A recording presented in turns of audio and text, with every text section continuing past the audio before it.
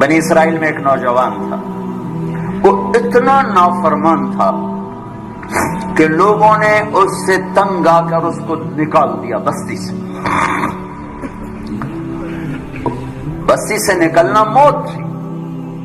چند دن کے بعد اس کے اسباب ختم ہوئے، کھانا پینا ختم ہو، بائی کاٹ مکمل، نہ روٹی پہنچی نہ پانی پہنچا، سسک سسک سسک سسک موت کنارے آ لگا۔ جب اس نے موت کی آہٹ کو محسوس کیا تو اس نے یوں دیکھا کوئی ہے، کچھ نہیں نظر آیا، پھر اس نے یوں دیکھا کوئی ہے، اسے کوئی نظر نہیں آیا، پھر اس نے بڑی ندامت سے یوں آسمان کی طرف دیکھا اور کہا اور کیا کہا، یا من لا تضرہ الذنوب ولا تنقصہ المغفرہ، اے وہ رب جو معاف کرنے سے گھٹتا نہیں اور عذاب دینے سے بڑھتا نہیں، میں نے ساری زندگی تیری نافرمانی کی، مجھے سب نے چھوڑ دیا ہے، میری بے بسی پہ رحم فرما، میری آمد ہے، تو نہ مجھے چھوڑ، کہ تیرے نیک بندوں سے میں نے یہ سنا ہوا ہے تو بڑا مہربان ہے، مجھے نہ چھوڑ۔ یہ کہتے کہتے وہ مر گیا۔ اللہ نے موسیٰ علیہ السلام سے فرمایا، موسیٰ میرا ایک یار جنگل میں مر گیا ہے، ایک یار میرا ایک دوست جنگل میں مر گیا ہے، اس کے جا کے جنازے کا انتظام کرو اور لوگوں میں اعلان کر دو جو اس کے جنازے میں شریک ہوگا آج وہ بھی بخشا جائے گا۔ لوگ بھاگے، آگے دیکھا تو وہ بدماش، لوگ کھیلنے کے، موسیٰ کیا کہہ رہے ہو، یہ اللہ کا ولی ہے، یہ وہی ہے جسے ہم نے دھکے دے کے نکالا، یہ وہ ہے، یہ کہاں سے اللہ کا دوست اور ولی بن گیا، یہ کہاں سے یہ مرتبہ پا گیا؟ تو اللہ تعالیٰ سے موسیٰ علیہ السلام نے عرض کی، یا اللہ تیرے بندے یہ کہہ رہے تو یہ کہہ رہا ہے۔ تو اللہ تعالیٰ نے فرمایا وہ ٹھیک کہہ رہے ہیں، میں بھی ٹھیک کہہ رہا ہوں، یہ ایسا ہی تھا جیسے یہ کہہ رہے ہیں، لیکن جب اس پر موت آئی، اس نے دائیں دیکھا اسے کوئی نظر نہ آیا، اس نے بائیں دیکھا اسے کوئی نظر نہ آیا، پھر اس نے بے بسی سے مجھے دیکھا، میری طرف متوجہ ہوا۔ موسیٰ دیکھو، موت کے وقت کی توبہ قبول نہیں ہوتی، موت کے وقت کی توبہ قبول نہیں ہوتی، پر اللہ جو چاہے کر دے۔ کہنے لگے موسیٰ جب اس نے بے بسی سے مجھے دیکھا تو میری غیرت نے گوارا نہ کیا، جسے سب چھوڑ دے میں بھی چھوڑ دوں، میری عزت کی قسم موسیٰ اگر اس وقت یہ پوری دنیا کی مجھ سے بخشش مانگتا تو اس کے آنسوؤں کے طفیل میں پوری دنیا کو معاف کر دیتا۔ قارون جیسا مجرم زمین میں دھنس رہا تھا اور موسیٰ علیہ السلام کی منتیں کر رہا تھا، معاف کر دے معاف کر دے، اور موسیٰ علیہ السلام کہہ رہے تھے اور پکڑو اور پکڑو، کہتا معاف کر دے، کہتے اور پکڑو۔ جب وہ سارا زمین میں دھنس گیا تو موسیٰ علیہ السلام سے اللہ تعالیٰ نے فرمایا، موسیٰ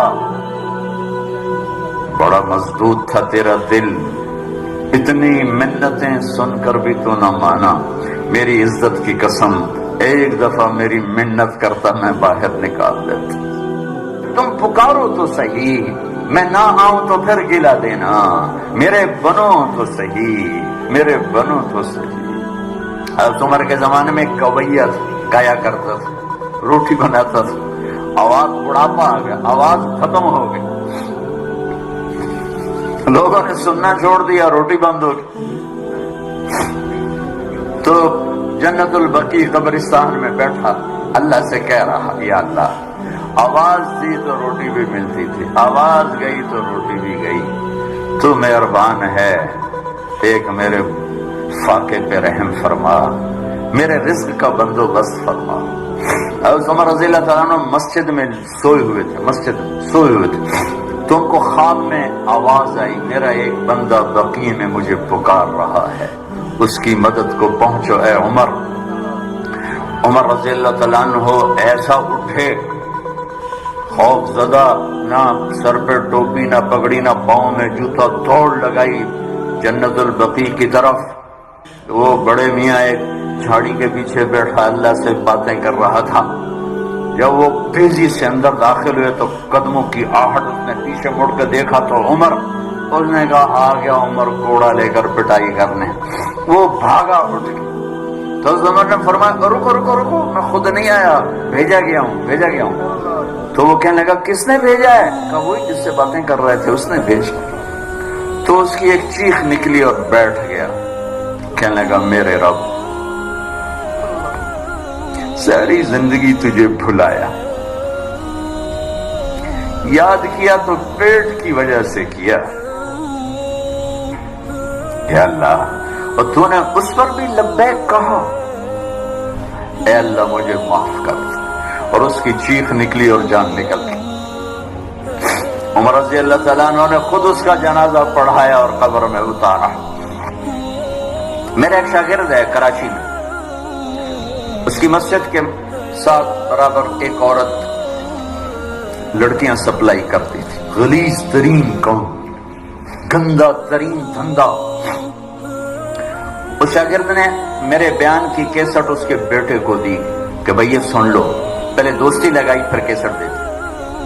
وہ گھر میں سن رہا ہے، اس کی ماں آتے جاتے اس کے کانوں میں آواز پڑ رہی، وہ بھی آ کے بیٹھ گئی، سنتی رہی، کہنے لگی دوبارہ لگاؤ، ساری سن، پھر کہنے ایک دفعہ اور لگاؤ، پھر ساری سن، پھر کہنے لگی یہ کس کی ہے؟ اس نے کہا مجھے بھی نہیں پتا کس کی ہے، مجھے تو مولوی صاحب نے دی ہے۔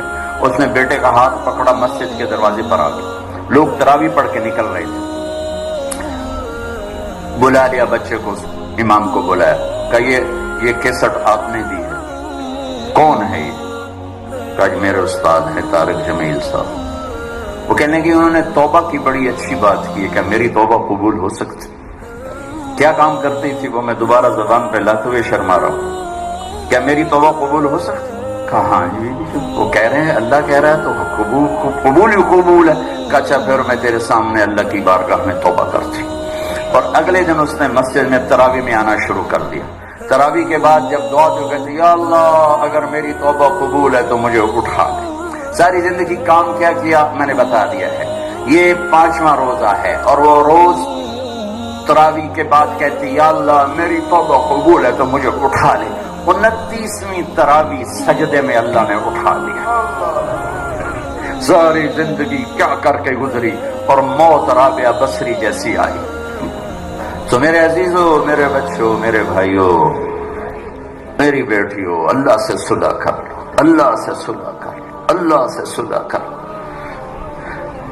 وہ ہمارا بن گیا تو من کان للہ کان اللہ لہ، ان وجدتنی وجدت کل شیء وان فتنی فاتک کل شیء وانا خیر لک من کل شیء۔ میرا بندہ میری طلب میں آ، میں ملا، سب کچھ ملا، میں نہ ملا کچھ نہ ملا۔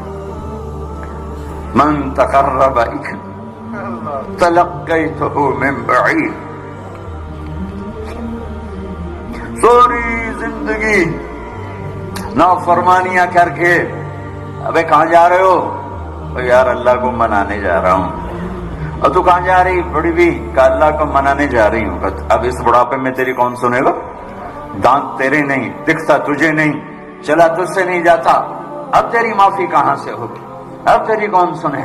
وہ کیا کہہ رہا ہے؟ وہ اوپر والا کیا کہہ رہا ہے؟ من تقرب الیہ، جو میری طرف آتا ہے، جیسے سہارے سے آ رہا، میں لے چلو مسیح تیرا بنو راضی کر، میں کیا کرتا ہوں؟ تلقیتہ من بعید، میں آگے بڑھ کے اس کا استقبال کرتا ہوں۔ میں معافی مانگنے کے لیے جو آ رہا ہے میں اس کا استقبال کرتا ہوں۔